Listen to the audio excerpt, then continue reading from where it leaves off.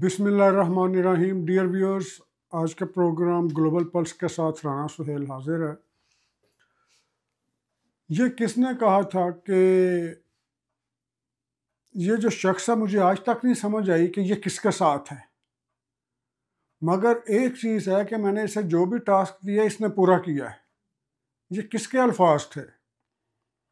जी हाँ, ये अल्फाज थे जनाब साबिक आर्मी चीफ जनाब कमर जावेद बाजवा साहब के। और ये उनके जो गोल्डन अल्फाज थे ये थे जनाब जनरल फैज़ हमीद साहब के बारे में, कि जिनके ऊपर उन्हें कोई भरोसा नहीं था, उन्हें खुद नहीं पता था कि किसके आदमी हैं। और यह बाजवा साहब ने कहा और बरमिला तौर पर कहा, अपने एक इंटरव्यू में भी कहा, और लोगों से कुछ दोस्तों की मुलाकातों में भी ये अल्फाज उन्होंने दोहराए कि फैज़ हमीद का मुझे आज तक नहीं पता चला कि यह शख्स किसके साथ है। दरअसल उन्हें सब पता था कि यह किसके साथ है, क्योंकि ये दोनों शरीक मुलज़िम थे। और जब जनरल बाजवा साहब को नहीं मिली आर्मी चीफ या एक्सटेंशन नहीं मिली, उस वक्त उन्होंने इनसे भी कहा कि आप भी अर्ली रिटायरमेंट ले लें और मेरे साथ ही बाहर आ जाएं, वरना ये आपको नहीं छोड़ेंगे। ये बाजवा साहब और ये दोनों मिली भगत के साथ सारे काम करते रहे हैं। और अब जो फैज़ हमीद साहब हैं वो सारा कुछ बाजवा साहब पर डाल नहीं रहे, बल्कि वो ठीक कह रहे हैं। हत्ता कि आज तो ये भी सच लगता है कि इमरान खान भी ठीक कह रहे होते थे कि मुझे तो पता नहीं, मैंने ऑर्डर ही नहीं किया, मैं तो सो के उठा रहा तो पता चला ये ऑर्डर हो गया, मैं कैबिनेट में गया तो पता चला ये फैसला हो गया, तो मुझे किसी चीज़ का नहीं पता। तो यकीनन उन्हें किसी चीज़ का नहीं पता था, लेकिन ये उनकी लालमी है ना, ये उनकी नाअहली है ना, अगर ये ऐसा उन्हें नहीं इल्म था। मगर ये एक चीज़ सच है कि फैज़ हमीद साहब ने वज़ीर आज़म साहब के अहले खाना से लेकर उनके ख़ानदान वालों से लेकर पाकिस्तान के आर्मी चीफ तक सबको अपनी मुट्ठी में बंद किया था। और ये चीज़ें कब सामने आई हैं? चीज़ें आई हैं 4 अगस्त को, अभी एक हफ़्ता पहले। लोग कहते हैं ना, इतनी देर से क्यों गिरफ्तार किया? लोगों को मामलात का पता नहीं, लोग बैठ के आपस में सही सतही बातें कर लेते हैं, लेकिन उनको इन डेप्थ चीज़ों का पता नहीं होता। जब ये बाजवा साहब ने रिटायरमेंट लिया और उन्हें अर्ली रिटायरमेंट लिया और जनरल आसिम मुनीर साहब आए हैं, तो काम तो उसी वक्त शुरू हो गया था। लेकिन उसकी जनाब पकड़ने के लिए कुछ सॉलिड प्रूफ चाहिए होते हैं, वो भी यही है। अब देखिए, आर्मी का इतना बड़ा अफसर, पाक फौज का या दुनिया की एक स्पाइंग एजेंसी का इतना बड़ा अफसर हेड, उसको पकड़ने के लिए कोई चीज़ें उतना टाइम मांगती हैं। तो वो टाइम दिया गया और टाइम इस पर लगाया जनाब मिलिट्री इंटेलिजेंस। पाकिस्तान के MI के जो थे डायरेक्टर जनरल, वो हैं मेजर जनरल वाजिद अजीज़। उन्होंने जनाब अली ये पूरी इंक्वायरी मुकम्मल की। सारा कुछ ये जो टॉप सिटी का मामला है, टॉप सिटी वाला मामला तो खैर एक इनका बहाना बन गया। इनकी दरअसल ये है कि ड्यूरिंग द सर्विस उसको किसी ने नहीं छेड़ा, हालांकि ड्यूरिंग द सर्विस ये बड़े बड़े गलत काम किए इन्होंने।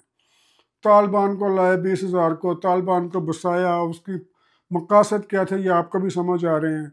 और जैसे जनरल आसिम मुनीर का टेन्योर ख़त्म हो, उसका जनरल बाजवा का टेन्योर ख़त्म होने वाला था और जैसे आसिम मुनीर साहब की अपॉइंटमेंट पास आ रही थी, और ये अपना प्रेशर डाल रहे थे कि मुझे बनाया जाए, जनरल फैज़ हमीद अपना प्रेशर डाल रहे थे कि मुझे वहाँ पर लगाया जाए आर्मी चीफ, और ये नहीं लग रहे थे। आप थोड़ा सा पीछे जाएँ, इतनी भी शॉर्ट मेमोरी नहीं होती, थोड़ा सा पीछे जाए, आप देखें मुल्क के अंदर किस तरह से अटैक बढ़ गए थे।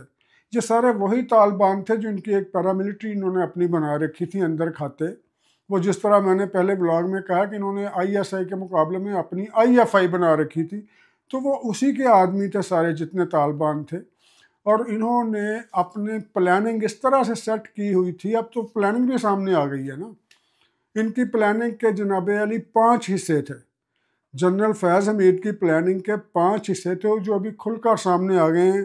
पहला हिस्सा था तालिबान का प्रेशर इस्तेमाल करना, हर जगह पर, इलेक्शन के अंदर हो, इलेक्शन का पोलिंग डे हो, या प्रोटेस्ट हो, या धरने देने हो, मुतालबात मनवाने हो, हल्ला गुल्ला करवाना हो, तोड़ फोड़ करवानी हो, फायरिंग करवानी हो, हरासमेंट क्रिएट करनी हो, तालिबान। पहला हिस्सा था इनका तालिबान का प्रेशर इस्तेमाल करना, और वो करते रहे। अगर आप याद करें तो बड़े बड़े ऐसे वाक़यात हुए हैं।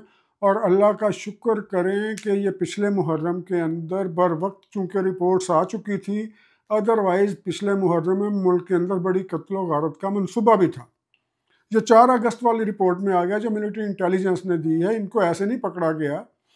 खैर निगरानी के अंदर तो ये पहले भी था, जिसे खुफिया निगरानी कहते हैं। तो अब आइए जी, इसका दूसरा हिस्सा क्या था इनके प्लान का। इनके दूसरा प्लान का हिस्सा था डबल डीलिंग। डबल डीलिंग क्या थी? एक तरफ ये कोशिश कर रहे थे, जनाब बाजवा साहब से कह रहे थे कि मुझे जनाब रिकमेंड करके जाएं, जाने वाले आर्मी चीफ ने तो अपनी रिकमेंडेशन होती है ना। और एक तरफ इमरान खान को भी साथ लगाया हुआ था कि इमरान खान से ये वादा वही थे कि जनाब तुम वज़ीर आज़म खान साहब और हम के वो प्रेसिडेंट, और हम 2030 तक ये चलेंगे, उससे आगे भी चलेंगे, 35 तक भी चलेंगे। इसलिए लोगों के दिमाग ख़राब हो गए थे। यकीन करें, मैं आपको एक चलें वो फिर कभी बात बताऊंगा कि लोगों के लहजे तब्दील हो गए थे। और जो बच्चे थे ना, बच्चे बच्चे जिनको बाल पाला था, उंगली पकड़ के लेकर साथ चलते थे, उन लोगों की बात बताता हूँ। वो भी आप सामने अकड़ के दोनों जेबों में हाथ डाल के कहते थे हमारी बात मान जाएं, अब हमारे अगले 15-20 साल हमारी हुकूमत है, आप बेहतर है हमारे साथ शामिल हो जाएं। इस तरह कहा करते थे। औकातों बाहर हो गए एहसान। और ये यही प्लान था, ये वो 5 हिस्सों का वाला प्लान था ना इनका, जो अभी सारा पकड़ा गया, इम्प्लीमेंट नहीं हो सका, कुछ हिस्सा हो गया, कुछ पकड़ा गया। तो दूसरा था इनकी डबल डीलिंग। और यहाँ पर इमरान खान को जो कह रहे थे, उधर जनाब नवाज शरीफ के तरले कर रहे थे, मिन्नतें कर रहे थे अपनी बेटी के साथ। इतना गिरा हुआ शख्स अपनी बेटी के सर पे हाथ रख के और जूम कॉलिंग पर वो जो व्हाट्सएप पे कैमरा लगा कर करते हैं कि मुझे अपनी बेटी की कसम में आपका वफादार रहूँगा और मुझे आप आर्मी चीफ बना दें, मैं इमरान खान को फिक्स कर दूंगा। यही फैज़ हमीद साहब कहा करते थे। इन्होंने कहा था उन्हें, नवाज शरीफ को। अच्छा चलिए, ये हो गई जी डबल डीलिंग पार्ट 2 इसका। अब आगे आ गई जी ब्लैकमेलिंग। इन्होंने जनाब तीसरा हिस्सा था इनका, ब्लैकमेलिंग से ये काम लेते थे। खा इनके दोस्त हों, खा इनके राइवल हों, इनके हरीफ हों, सब की जनाब ये सीडीज़ बनाते थे। ये जो कैमरा शैमरा या दूसरा सीडीज़ ही बना करती थी, या ये दूसरी जो बहरहाल जी उनकी फिल्में, वो जो ऑब्जेक्शनेबल फिल्में बनाते थे, कम्प्रोमाइजिंग पोजीशन में बनाते थे, या जिस तरह की घटिया थर्ड क्लास फिल्में उनकी बनाते थे। और इन्होंने छोड़ा किसी को नहीं, अपने दोस्तों को भी और अपने हरीफों को भी। ये सब की वीडियोस बनाते थे कि अगर कोई इसी तरह नहीं आता तो पहले मैं देखूंगा, ब्रीफ केस के जरिए नहीं मानता तो फिर ये तो है ही ब्लैकमेलिंग का टूल। चौथा हिस्सा था उनका करप्शन, कि इतनी करप्शन के इतना, यानी कि इनको देवा इंसेंटिव प्रॉपर्टीज़ के अंदर, दूसरी चीज़ों के अंदर इन्हें मौका दो कि ये करप्शन करें, और जब ये करप्शन करें इनकी करप्शन का रिकॉर्ड अपने पास रख लो। अगर मिसाल दे रहा हूँ, फ़र्ज़ करो अगर एक मिनिस्टर को आप कहते हैं जी आप जाके अपने इलाके में अपने 4 पेट्रोल पंप है, हम आपको देते हैं लाइसेंस, आप जाके लगाएं जी, कोई बात नहीं।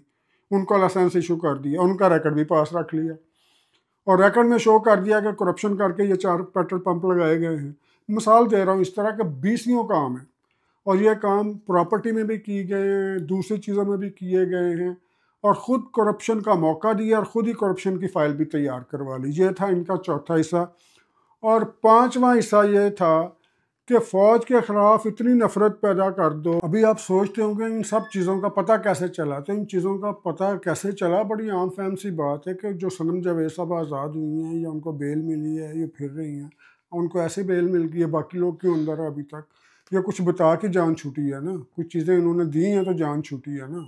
सिर्फ ये नहीं, उसके बाद रऊफ़ हसन साहब, वो जो बहुत बड़े बड़े दबंग दावे किया करते थे, उन्होंने भी सारा कुछ बता दिया, उगल दिया अलबत्ता, और अभी बहुत कुछ वो बताएंगे।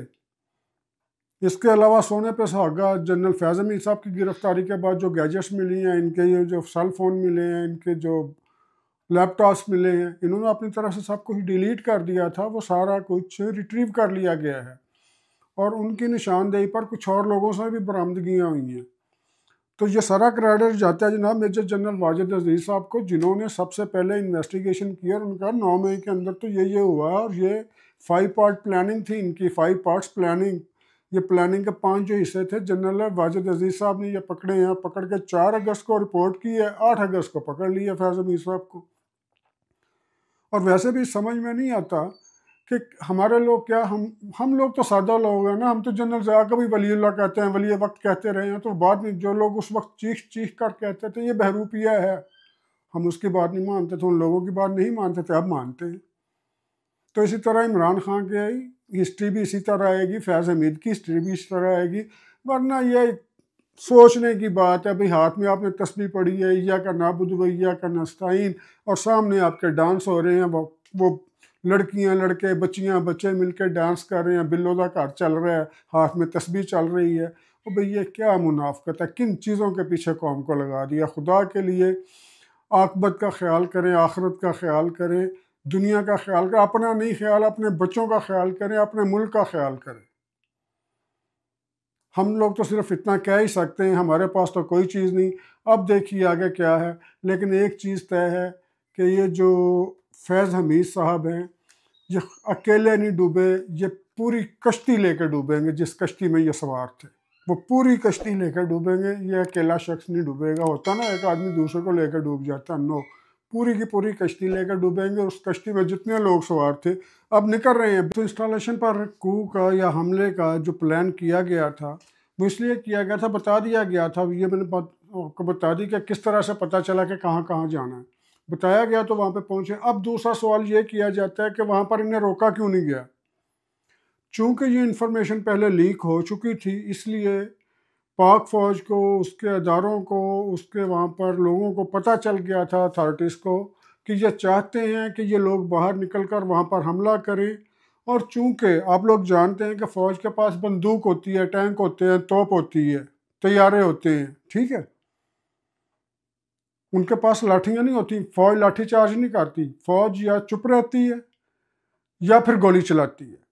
इनका ख्याल था कि फ़ौज को इश्ताल दिलाएंगे, वहाँ पर जो भी मुलाजमीन होंगे ड्यूटी पर, गन बरदार, हमला, बस 1 या 2 गोलियां चलने की देर है तो फिर मॉब में से भी गोली चलेगी और सामने से भी गोली चलेगी। 5, 10, 8, 10 हमें लाशें चाहिए। जब 8-10 लाशें पाकिस्तान के किसी भी खित्ते से मिल जाती, पूरे पाकिस्तान में दंगा फसाद शुरू हो जाना था। और यह था वो उनका मशरकी पाकिस्तान वाला प्लान, जो ये चाहते थे कि फ़ौज ये करे। वो बिल्कुल आगे आए नहीं, वो उन्होंने पीछा कर लिया, रिस्ट्रेन कर दिया, उनका गायब हो जाए, मौके से ही गायब हो जाए, जो करते इन्हें करने दें।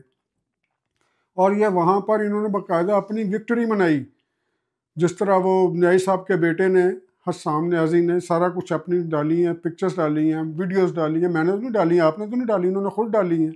फिर कहते हैं जनाब उनके प्रूफ दे। भी आपके अपने बंदों ने अपनी जो वीडियोस डाली हुई हैं कोई, अच्छा चलो छोड़ो। और 5वां हिस्सा था यलगार, कू, बगावत, जिसे इन्होंने अपने अल्फाज में इनकलाब कह रहे थे। इनकलाब, बगावत, सारा कुछ कामयाब हो जाए तो इनकलाब, नाकाम हो जाए तो बगावत। तो 5वां हिस्सा इनका प्लानिंग का ये था कि अगर कुछ नहीं हुआ तो फिर हम जनाब अली वहाँ पर बगावत कर देंगे या मिलिट्री के ख़िलाफ़ कू कर देंगे।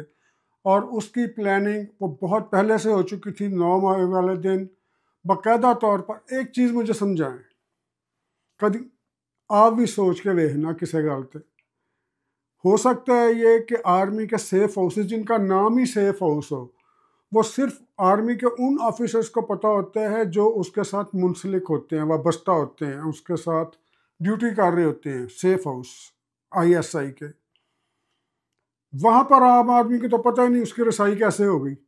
और ये एक एक इंस्टॉलेशन पर गए। वो इंस्टॉलेशन इनको किसने दी? पब्लिक को, कोई भी आम, मसलन यासमीन राशि, चलो GHQ का तो सबको पता, दूसरा का मियाँ वाली वकील किसको पता था, फैसलाबाद वाले सेफ हाउस का किसको पता था, सखर बकर वाले का किसको पता था। इस तरह नहीं है, ये सारे उनको बताए गए रास्ते, सीक्रेट रास्ते, जो यूँ समझे कि अगर कोई सुरंग लगाई हो किसी ने तो वही बता सकता सुरंग लगाने वालों में जो शामिल हो।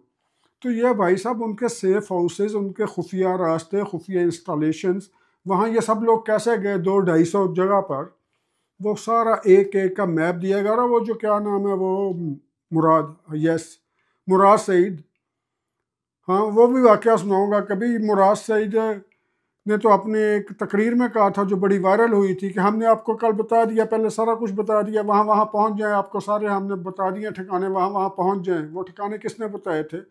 वो फैज़ हमीद साहब टारगेट करके दिया करते थे, और सारा कुछ पहले से इनको बाकायदा फीड किया गया था लेक्चर की सूरत में, और इस तरह सब लोगों को बताया गया था। और ये बातें कैसे पता चली? मुझे कैसे पता चली? आपको कैसे पता चली? लोगों को ये पूरी कश्ती लेके डूबेंगे। अब कुछ लोग कश्ती से बाहर छलांगे लगा रहे हैं, लेकिन नहीं, अब बहुत देर हो चुकी। अब इस तरह नहीं बचने देंगे, और अब फैज़ हमीद नहीं बचने देंगे। ये वही फैज़ हमीद हैं जिनसे मैंने स्टार्ट किया था कि जनरल बाजवा, इनको लाने वाले, बचाने वाले, रखने वाले, जो इनके बारे में कहते थे, मुझे खुद नहीं पता ये किसके साथ हैं और किसके साथ नहीं। तो जो इनकी कश्ती से उतर रहे हैं, वे नहीं उतरने देंगे। और इसके साथ ही इजाज़त दीजिए। अल्लाह हाफ़िज़।